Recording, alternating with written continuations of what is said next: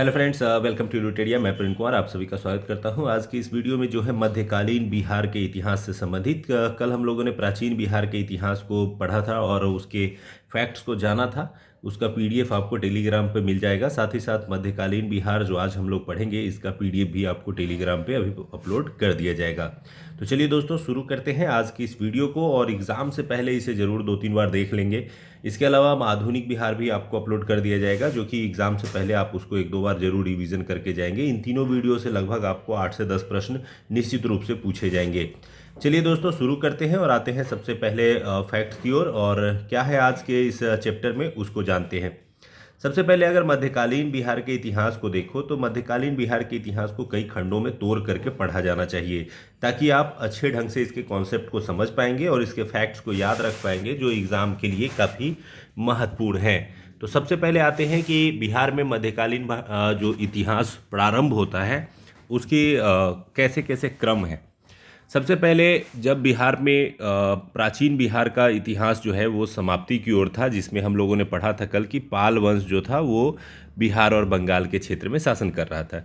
बिहार और बंगाल के क्षेत्र में जब पाल वंश का पतन शुरू होता है तो एक नया वंश आता है जिसका नाम है सेन वंश। ये सेन वंश मुख्य रूप से बंगाल के क्षेत्र में उत्पन्न होता है। इसी समय बख्तियार खिलजी, जो कि कुतुबुद्दीन ऐबक का दास था, वो बिहार के क्षेत्र में आक्रमण करता है और बिहार को तहस नहस करता है। साथ ही साथ वो बंगाल को भी तहस नहस करने का प्रयास करता है। और इसी क्रम में तुर्क शासन का और तुर्कों के द्वारा पहले बार बिहार में प्रवेश शुरू होता है, जो कि बख्तियार खिलजी के नेतृत्व में होता है। तो ये एक इम्पॉर्टेंट है, यहाँ से 2-3 बार प्रश्न पूछे गए हैं। उसी समय बिहार के मिथिला क्षेत्र में एक नया वंश था, जो कि एक क्षेत्रीय वंश था जिसे हम लोग कर्नाट वंश के नाम से जानते हैं। ये शासन कर रहा था। तो मिथिला क्षेत्र में कौन सा वंश शासन कर रहा था उसके बारे में जानना है। जब ये दोनों समाप्त हो जाते हैं तो दिल्ली के क्षेत्र में सल्तनत काल का उदय होता है, जो कि ऐबक के समय से ही शुरू हो जाता है। उस ऐबक के बाद के जो दौर आते हैं और अलग अलग सल्तनत शासक आते हैं, उसका बिहार से कैसा संबंध रहता है और बिहार में क्या क्या घटनाएं घटती है, तो सल्तनत काल के दौरान जो बिहार है उससे संबंधित प्रश्न देखने को मिलेंगे। इसी समय में बिहार के क्षेत्र में और बंगाल के क्षेत्र में अफगानों का एक दौर शुरू होता है, जिसमें शेर शाह सूरी जो है वो एक प्रमुख शासक बन करके उभरता है। और न केवल बिहार बंगाल के क्षेत्र में, बल्कि वो दिल्ली पर जा करके मुगल सत्ता को हटा करके वो अपनी सत्ता को स्थापित करने का प्रयास करता है और सफल भी होता है। तो शेर शाह सूरी पढ़ेंगे। और लास्ट जो है, जब शेर शाह सूरी पुनः समाप्त हो जाता है और उसके सूरी वंश का समापन हो जाता है, जो सूर वंश कहते हैं, उसका समापन हो जाता है, तो पुनः मुगल काल जो है वो उभर करके आता है और मुगलों की सत्ता दिल्ली में स्थापित हो जाती है। और बिहार में भी मुगलों से संबंधित कुछ घटनाएं होती हैं जिनसे संबंधित प्रश्न पूछे जाते हैं। तो ये 5 चैप्टर है, जिन 5 चैप्टर से अगर आप फैक्ट्स को थोड़ा याद कर लेंगे तो आपका काम चल जाएगा। चलिए दोस्तों, आगे बढ़ते हैं। सबसे पहले आते हैं तुर्क शासक बख्तियार खिलजी के बारे में। तो बिहार में तुर्क सत्ता की स्थापना का वास्तविक श्रेय जो है वो बख्तियार खिलजी को ही दिया जाता है, क्योंकि सबसे पहली बार जो मुस्लिम शासन की नींव जो है वो बिहार में किसी ने रखी थी, तो बख्तियार खिलजी ने। ये दोनों ही प्रश्न 60 से 62वीं बीपीएससी जो है उसमें पूछा गया है। तो 60 से 62वीं बीपीएससी के क्रम में 2-2 बार एक ही क्वेश्चन को अलग अलग व्यू से पूछा गया था, इसलिए काफ़ी महत्वपूर्ण है बख्तियार खिलजी। बख्तियार खिलजी कौन था? तो ऐबक का दास था, जिसने बिहार के क्षेत्र में जो है वो इस्लाम और अपने साम्राज्य का विस्तार करने आया था। इस समय बिहार में छोटे शासकों का शासन था। उत्तर बिहार में कर्नाट वंश का शासन हुआ करता था और उत्तर बिहार में मुख्य रूप से मिथिला और जो तिरहुत का क्षेत्र है उस क्षेत्र में कर्नाट वंश का शासन था। बख्तियार की पहली महत्वपूर्ण सफलता जो है वो ओदंतपुरी, जिसे बिहार शरीफ के नाम से जाना जाता है, वहाँ की विजय थी, जो कि 1198 में हुई। 1198 से लेकर के 1206 के बीच में उसने बिहार बंगाल के कई क्षेत्रों को जीता था, जिसमें पहला जो उसका सफलता था वो ओदंतपुरी था। उसके बाद बात करें तो बख्तियार खिलजी जो है वो बिहार में आक्रमण करते हुए बिहार के क्षेत्रों को नुकसान पहुंचाते हुए वो बंगाल जाता है। बंगाल जाने के क्रम में 1203-4 में वो नदिया, जो कि बंगाल की राजधानी थी, सेन वंश की राजधानी थी, उस पर चढ़ाई करता है। और उस समय सेन वंश का शासक जो था लक्ष्मण सेन, वो अपना घर छोड़ करके भाग जाता है। यानी वो इसके डर से जो है, बख्तियार खिलजी के क्रूरता के डर से वो खुद ही सेन वंश को छोड़ करके चला जाता है और इस तरह से बंगाल के क्षेत्र पर जो है वो बख्तियार खिलजी का अपना आधिपत्य कायम हो जाता है। ऐबक के दूत के रूप में बख्तियार ने अपनी राजधानी जो है वो लखनौती में बनाई और उस तरह से उसने बंगाल पर पूरा अधिकार कर लिया। बख्तियार के कुछ अन्य कार्यों में जो कि महत्वपूर्ण है और क्वेश्चन के रूप में आते हैं, वो है उसने ओदंतपुरी, नालंदा और विक्रमशिला विश्वविद्यालय को नष्ट कर दिया था। इसमें नालंदा विश्वविद्यालय में आग लगाने की घटना जो है वो काफ़ी महत्वपूर्ण है, क्योंकि उसने नष्ट करने के क्रम में कहा जाता है कि वो उसने लाइब्रेरी में आग लगा दी थी, जो कई वर्षों तक वो आग बुझी नहीं, इतनी किताबें उन लाइब्रेरी में थी। तो बख्तियार की ये जो घटना थी विश्वविद्यालय को नष्ट करने संबंधी, ये कई बार एग्जाम में पूछा गया है। बख्तियार खिलजी की हत्या जो है उसके ही एक अधिकारी अली मर्दान ने कर दी और उसके शव को बिहार शरीफ के इमादपुर में ही दफना दिया गया। ये भी फैक्ट कहीं कहीं देखने को मिलता है, तो इसे ध्यान रख सकते हैं। तो ये था बख्तियार खिलजी और बख्तियार खिलजी के द्वारा जो है बिहार में और बंगाल के क्षेत्र में किए गए आक्रमण का क्रम। अब आते हैं हम लोग कर्नाट वंश के बारे में। कर्नाट वंश जो कि मिथिला के क्षेत्र में जो है शासन कर रहा था। इसके संस्थापक जो थे वो नान्यदेव थे। ये भी VVI है और ये भी प्रश्न के रूप में पूर्व में पूछा गया है। इसका जो मुख्य क्षेत्र था वो तिरहुत और मिथिला का संयुक्त क्षेत्र था और इसी क्षेत्र पर इस वंश का शासन हुआ करता था।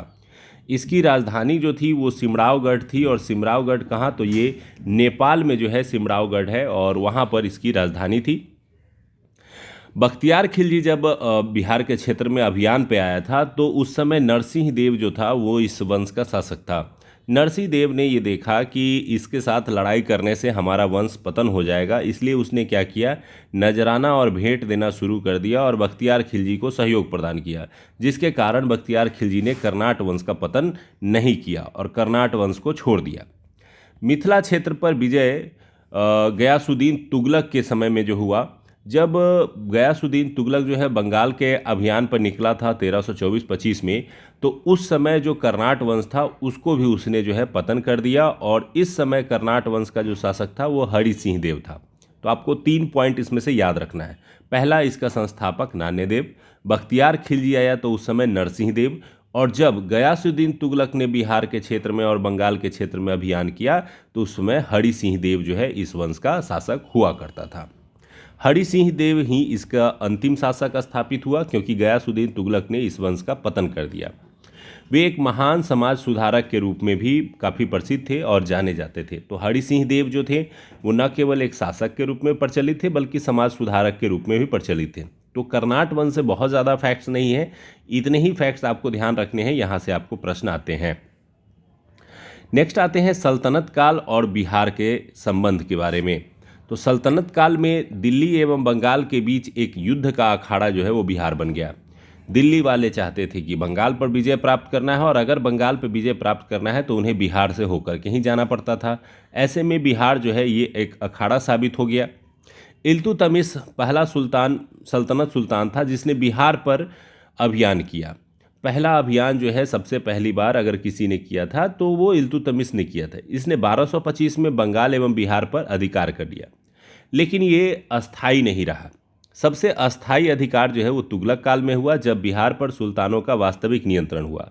और ये नियंत्रण किसने किया? अभी हम लोगों ने पढ़ा कि गयासुद्दीन तुगलक ने 1324-25 में जब बंगाल पे अभियान किया तो उसने कर्नाट वंश का पतन कर दिया और बिहार पर अधिकार कर लिया। तो सबसे पहले हमारे यहाँ जो आक्रमण हुआ वो ऐबक के दास जो बख्तियार खिलजी था उसने किया, बाद में इल्तुतमिश ने स्वयं किया और बाद में फिर गयासुद्दीन तुगलक ने स्वयं करके बिहार को पूर्णतः अपने आधिपत्य में ले लिया। तो ये था एक क्रम। आइए और अन्य फैक्ट जानते हैं इसके बारे में। फिरोज शाह भी अपने बंगाल अभियान 1359 के समय बिहार आया। पटना गया से उसके अभिलेख प्राप्त हुए हैं और राजगीर के जैन मंदिर के अभिलेखों से उसके द्वारा अनुदान दिए जाने के प्रमाण मिले हैं। ये बहुत ही इंपॉर्टेंट है, यहाँ से प्रश्न पूछा जाना चाहिए कि राजगीर के जैन मंदिरों में किस शासक द्वारा अनुदान दिए जाने के प्रमाण मिले हैं, तो वो फिरोज शाह। कहा जाता है कि फिरोज शाह जब बंगाल के अभियान पे निकला था 1359 में तो वो बिहार होते हुए गया था और उस क्रम में उसने जो है जैन मंदिरों को दान दिया था। ये बात अभिलेख में वर्णित किया गया है। इसके अलावा पटना और गया में उसके अभिलेख प्राप्त हुए हैं जिसमें फिरोज शाह के संबंध में वर्णन मिलता है। तुगलक काल में बिहार की राजधानी जो थी वो बिहार शरीफ थी। चूँकि ये उस समय पूरी तरह से जो है वो तुगलकों के अधीन ही था, तो उस समय राजधानी के रूप में बिहार शरीफ जो है वो काफ़ी प्रचलित था। तो ये भी एक क्वेश्चन आ सकता है कि जब सल्तनत का शासन जो है बिहार के क्षेत्रों पे था, तो उस समय बिहार की राजधानी कहाँ थी? तो बिहार शरीफ थी। 13वीं शताब्दी के मध्य मिन्हाज की रचना तबकाते नासिरी में बिहार का नाम उल्लेखित किया गया है। तो मिन्हाज की जो रचना है तबकात ए नासिरी, इस नासिरी में जो है वो बिहार के नाम का वर्णन मिलता है, और इसी से पूरे इस जो तथ्य हैं फिरोज शाह और अन्य, ये जानकारी भी मिलती है। नेक्स्ट है बिहार में अफगान और बिहार में शेरशाह सूरी। सिकंदर लोदी ने 1495-96 में दरिया खां नुहानी को बिहार का प्रशासक या राज्यपाल नियुक्त किया। अब देखिए, जैसे ही सल्तनत काल में तुगलकों का दौर ख़त्म होता है और लोदी का दौर आता है, तो लोदी का दौर आते आते बिहार पर उनकी पकड़ जो है थोड़ी सी कमज़ोर होने लगती है। सिकंदर लोदी ने क्या किया कि दरिया खां नुहानी नाम के एक व्यक्ति को बिहार का राज्यपाल बना दिया और कहा कि आप वहाँ पे शासन देखिए। बाद में इब्राहिम लोदी आया और इब्राहिम लोदी की मृत्यु हो गई। कैसे? तो बाबर के साथ जब पानीपत की लड़ाई लड़ता है और वो हार जाता है। जैसे ही हार जाता है तो दरिया खां नुहानी को एक स्वतंत्र क्षेत्र मिल जाता है और उसका पुत्र जो है बहार खां नुहानी जो है ये बन जाता है बिहार क्षेत्र का प्रशासक। और शुरू में तो बहार खां ने जो है ये माना कि हाँ हम मुगलों के अधीन रहेंगे, लेकिन बाद में उसने स्वतंत्र क्षेत्र रखने की घोषणा कर दी। तो दरिया खां के समय तक सल्तनतों के आगे झुकते थे ये। बाद में इन्होंने ये महसूस किया कि नहीं, हम स्वतंत्र शासन चला सकते हैं, और इस तरह से बहार खां नुहानी ने जो है स्वतंत्र सत्ता की घोषणा कर दी। दूसरी ओर बिहार में एक तो बहार खां नुहानी था और जिन्होंने बाबर से पराजय प्राप्त की थी, जिसमें महमूद लोदी प्रमुख था, वो भी भाग करके बाबर से बचने के लिए बिहार आ गया। तो बिहार में अब दो प्रकार के अफगान थे, एक बहार खां नुहानी और दूसरा महमूद लोदी। बाबर को ये बात पता थी कि अगर हमको सत्ता सुदृढ़ करनी है तो इन अफगानों को पराजित करना होगा। तो उसने क्या किया कि फिर से बिहार के क्षेत्र में अफगानों को हराने के लिए आक्रमण किया, जो कि 1529 में घाघरा के युद्ध के रूप में प्रचलित है, और इसमें उन्होंने फिर अफगानों को पराजित कर दिया। बाबर ने जलाल खां को बिहार का प्रशासक नियुक्त कर दिया और वो मर गया। बाबर के मृत्यु के बाद हुमायूं जो है वो सत्ता में आया, लेकिन फिर भी यहाँ पर अफगान पूरी तरह से जो है वो खत्म नहीं हुए थे, क्योंकि बाबर ने अपने सत्ता को पूर्णतः सुदृढ़ किए बिना ही उसकी मृत्यु हो गई थी, और हुमायूं के लिए ये चैलेंज था कि उसे सुदृढ़ करना है। इसी बीच में बिहार के क्षेत्र में एक व्यक्ति का उदय होता है जिसका नाम है शेरशाह सूरी। क्या है इसकी कहानी और कैसे हुमायूं और अफगानों की होती है लड़ाई, आइए देखते हैं। सबसे पहले देखते हैं शेरशाह सूरी का जन्म जो है वो 1486 ईस्वी में हुआ, और इसके पिता का नाम था हसन खां, जो कि सासाराम के एक जागीरदार थे, और यही नुहानियों के अंतर्गत जो है ये जागीरदारी का काम करते थे। इसके अलावा इसके बचपन का नाम जो था वो फरीद था। बहार खां नुहानी या लोहानी ने जो है इनको शेर खां की उपाधि दी थी। अब बहार खां ने इसको शेर खां की उपाधि इसलिए दी थी क्योंकि इसने एक तलवार से एक शेर को मार दिया था। तो शेरशाह सूरी जो है वो काफ़ी ताकतवर थे और उन्हें शेर खां की उपाधि मिली थी। नुहानियों का पतन हो रहा था। नुहानियों के पतन के क्रम में शेर खां ने बहार खां की मृत्यु के बाद बहार खां की जो विधवा पत्नी थी जिसका नाम था दूदू बेगम, इस दूदू बेगम से उन्होंने विवाह कर लिया। विवाह करने के साथ ही उनको पूरा का पूरा बिहार क्षेत्र जो है एज ए शासक के रूप में मिल गया, क्योंकि राजा की पत्नी से विवाह करने के बाद स्वाभाविक है कि राजा का पद जो है वो शेर खां को मिल गया। शेर खां ने अपने क्षेत्र को मजबूत करने के लिए कई लड़ाइयाँ लड़ी। बिहार को मजबूत करने के लिए 1536 में उसने लड़ाई लड़ी, सूरजगढ़ की लड़ाई। ये काफ़ी महत्वपूर्ण है, शेरशाह से संबंधित पूछा जाता है। शेरशाह ने इस युद्ध में बंगाल के तत्कालीन राजा को हरा दिया, और इससे क्या हुआ कि बंगाल के क्षेत्र पर बिहार का प्रभुत्व स्थापित हो गया। ये घटना जब पता चली हुमायूं को कि बिहार और बंगाल के क्षेत्र में नए अफगानों का उदय हो रहा है, तो उसने आक्रमण किया और चाहा कि शेरशाह को दबा दे। और इस क्रम में 1539 में चौसा का एक युद्ध हुआ जिसमें हुमायूं और शेरशाह की लड़ाई हुई, लेकिन शेरशाह की ही जीत हो गई। और इस जीत के बाद शेर शाह की उपाधि जो है, असली उपाधि शेर शाह ने ली थी। उससे पहले वो फरीद और शेर खां के नाम से जाना जाता था। इसके बाद हुमायूं को भागना पड़ा। हुमायूं भाग करके वापस लौटने लगा दिल्ली और शेर शाह करने लगा पीछा करने के क्रम में 1540 में ये दोनों कन्नौज में जा पहुंचे और कन्नौज, जिसे बिलग्राम के नाम से भी जाना जाता है, वहां पर एक युद्ध हुआ जिसमें हुमायूं को पूर्णतः जो है शेर शाह ने पराजित कर दिया और दिल्ली में सूरवंश की स्थापना हो गई। तो दिल्ली में सूरवंश की स्थापना किस युद्ध के बाद हुई? तो 1540 के कन्नौज युद्ध के बाद। इसके बाद हुमायूं भाग करके ईरान में शरण लेने चला गया और दिल्ली पर सूरवंश का उदय हो गया और मुगल वंश का पतन हो गया। शेर शाह ने अपने इस विजय के बाद मात्र 5 वर्षों तक ही शासन किया, लेकिन इस दौरान उसने न केवल युद्ध जीते बल्कि कई प्रशासनिक और राजनीतिक सुधार भी किए। बिहार के क्षेत्र में शेर शाह ने क्या किया कि पटना का एक दुर्ग बनवाया तथा इसे नगर का बिहार की राजधानी बना दिया। ये 1541 की घटना है जब पटना को राजधानी बनाया गया। अभी हम लोगों ने पढ़ा था कि सल्तनत काल में जो राजधानी थी वो बिहार शरीफ थी, और जब मुगल आए और मुगल के बाद जब शेर शाह सूरी आया तो पटना को राजधानी बना दिया गया। इस पटना को राजधानी बनाने का वर्णन जो है वो अब्दुल्लाह के तारीख़ दाऊदी नामक पुस्तक में मिलती है। इसके अलावा शेर शाह ने अपने छोटे अल्पकाल में कई लड़ाइयाँ लड़ी। 1543 में उसने रायसीन की लड़ाई लड़ी, 1544 में उसने मारवाड़ को विजय किया और 1545 में कलिंजर की अभियान में वो घायल हो गया। आपने पढ़ा भी होगा कि तोप आगे के बजाय पीछे ही फट गया था और तोप के गोले के फटने के कारण वो बुरी तरह घायल हो गया और कुछ दिनों बाद यानी 1545 में ही उसकी मृत्यु हो गई। तो इस तरह से शेर शाह सूरी का राजनीतिक जीवन बहुत छोटा रहा, लेकिन उसकी उपलब्धियां काफ़ी बड़ी रहीं। शेर शाह ने बिहार के क्षेत्र में कुछ और काम किए थे जो कि प्रश्न बन सकते हैं। वो है, शेर शाह ने सासाराम में अपना मकबरा बनवाया था। यह एक कृत्रिम झील के मध्य जो है अष्टकोणीय इमारत है जो लाल बलुआ पत्थर से बना हुआ है। अब यहाँ पे सासाराम में मकबरा से संबंधित क्वेश्चन तो न जाने कितनी बार पूछा गया है, तो ये सब थोड़े से फैक्ट्स आपको रिकॉल करने लें और ध्यान रखने। शेर शाह ने जब्त प्रणाली भी चलाई अपने शासन के दौरान। जब्त प्रणाली जो थी एक भूमि से संबंधित प्रणाली थी जिसमें टैक्स कलेक्ट करने की व्यवस्था थी। इसमें सिस्टम ये था कि भूमि की पहले माप ली जाएगी और माप के आधार पर लगान निर्धारण किया जाएगा। बाद में इस व्यवस्था को अकबर ने भी अपनाया था और अकबर के समय में ये जब्त प्रणाली जो है वो काफ़ी प्रसिद्ध भी हुई थी। तो ये जब्ती या जब्त प्रणाली कही जाती है, ये काफ़ी प्रचलित हुआ था। इसके अलावा शेर शाह सूरी के शासनकाल में डाक सेवा का प्रारंभ हुआ, जीटी रोड का निर्माण हुआ, उसने रुपये के सिक्के चलाए जो कि 148 ग्रेन चांदी से बने थे, उसने सिकंदरी गज का निर्माण कराया जो कि भूमि के नाप के लिए उपयोग में लाया जाता था। तो ये कई ऐसी उपलब्धियां थी जो कि शेर शाह के साथ जुड़ती हैं।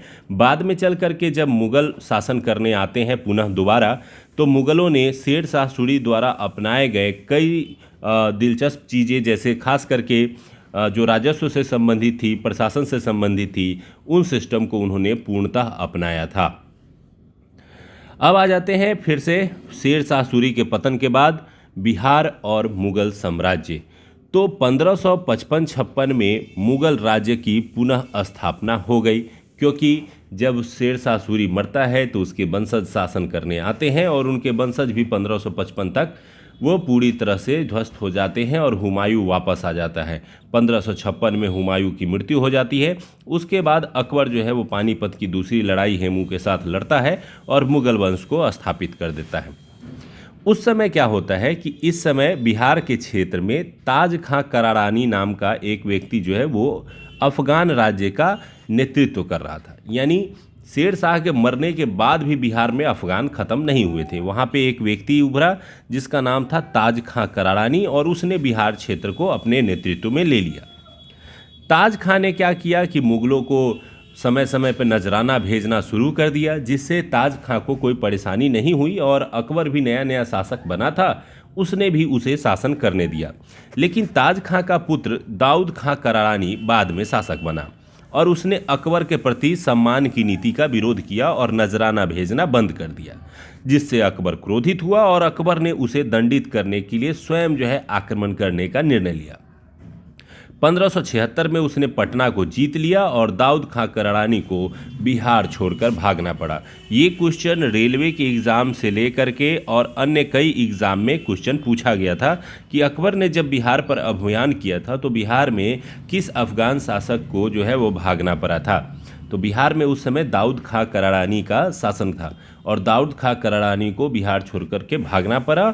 और इसी समय जब अकबर ने बिहार को जीता तो पूर्णतः जो है वो बिहार वो मुग़लों के अधीन हो गया और लंबे समय तक अधीन रहा। दाऊद खां बिहार का अंतिम अफगान शासक साबित हुआ और इस समय से मुग़लों के अधीन बिहार की सत्ता चली गई। अब आते हैं 1580 में बिहार को मुग़लों का एक सूबा और प्रांत घोषित कर दिया गया। जब अकबर ने इस क्षेत्र को जीत लिया 76 में, तो उसके बाद 80 में एज एक स्टेट के रूप में इसे उन्होंने अपने क्षेत्र में शामिल कर लिया। अकबर द्वारा प्रारंभ में मुनीम खां को बिहार का गवर्नर बना दिया गया। बाद में अकबर ने इस क्षेत्र के विकास के लिए और इसको मजबूत बनाने के लिए यहाँ के गवर्नर के रूप में मान सिंह को भेजा। राजा मान सिंह एक योग्य व्यक्ति थे। उन्होंने 1587 से 1594 तक मुग़लों का जो है एक मजबूत आधार तय कर दिया और उन्होंने कई क्षेत्रों को जीत करके बिहार को सुदृढ़ बना दिया। तो यानी सबसे प्रसिद्ध अगर कोई गवर्नर हुआ बिहार क्षेत्र में तो मानसिंह हुआ। प्रारंभ में अकबर ने किसको गवर्नर बनाया तो वो मुनीम खां था।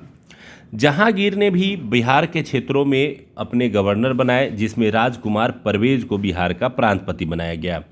चूंकि बिहार का महत्व इतना बढ़ता जा रहा था कि जहांगीर ने अपने राजघराने के पुत्र परवेज को बनाया और यहाँ से एक रिवाज शुरू हो गई कि बिहार के क्षेत्र का गवर्नर हमेशा राजघराने का एक राजकुमार ही होगा।